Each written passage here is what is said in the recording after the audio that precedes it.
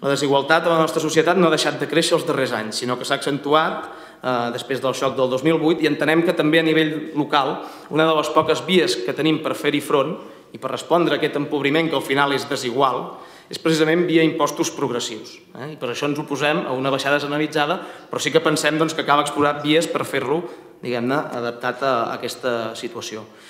Es tracta de l'impost sobre activitats econòmiques, que tot i que només està previst que porti 1.450.000 euros en el pressupost de l'any vinent, des de la CUP sí que pensem que cal introduir certes modificacions que permetin gravar algunes activitats que, sota el nostre punt de vista, són nocives per la ciutat. Tant aquest govern com l'anterior han practicat una política de mà estesa i de servitud cap a les grans superfícies comercials, ignorant el greu impacte que la seva proliferació ocasiona en els establiments locals. Vostès van anar molt ràpid en fer una modificació del Pla General per tal que s'establís una gran superfície en aquesta ciutat. En canvi, la nostra proposta els hi va semblar una mica que ja en parlarem de cara a l'any que ve. Nosaltres pensem que encara que sigui un gest insuficient de suport al comerç local i que com a mesura que difícilment farà trontollar al més mínim aquestes grans cadenes multinacionals de l'alimentació, vam proposar que a la zona del Passeig Verdaguer, on ara es troben dos d'aquests grans establiments de gran magnitud, fos afegida a una zonificació que contempla l'annex de l'impost d'activitat econòmica per tal que passin a pagar un impost més alt d'activitat econòmica. I al final tampoc no se'ns va fer cap mena de cas. Respecte al pressupost, política d'habitatge, zero. Bé, en canvi, sí que les inversions, diguem-ne, que passen de 2,5 milions a 4,5 milions, més o menys, amb un deute també, diguem-ne, que tornem a augmentar no, però amb un crèdit que tornem a augmentar per 3,8 milions d'euros, doncs bé, veiem que, per exemple, a les escoles públiques només hi destinem 100.000 euros, deuen estar molt bé, els centres de les escoles públiques d'aquesta ciutat, hi ha 100.000 euros, després, bé, veus 72.000 a la Cotonera,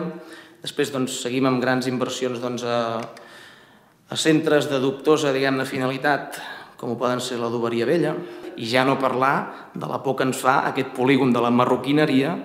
a construir-se entre l'any 18 i 19, que més o menys ve a sumar uns 2.750.000 euros.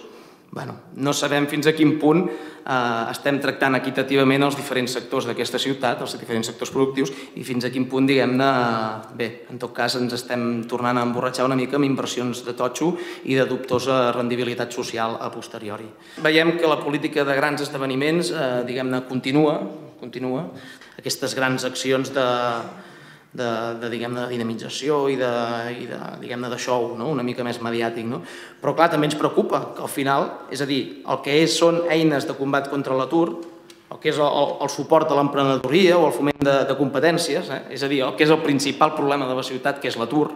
nosaltres sí que considerem que tampoc no hi ha una forta aposta per fer front a una situació d'emergència social, no s'innova en aquest sentit. Ens preocupa perquè no veiem tampoc, diguem-ne, una aposta en aquest sentit per polítiques actives d'ocupació i de combat contra l'atur, i sí que seguim veient això, la gran dinamització de sectors estratègics i aquesta internacionalització, diguem-ne, una mica dubtosa, una mica el que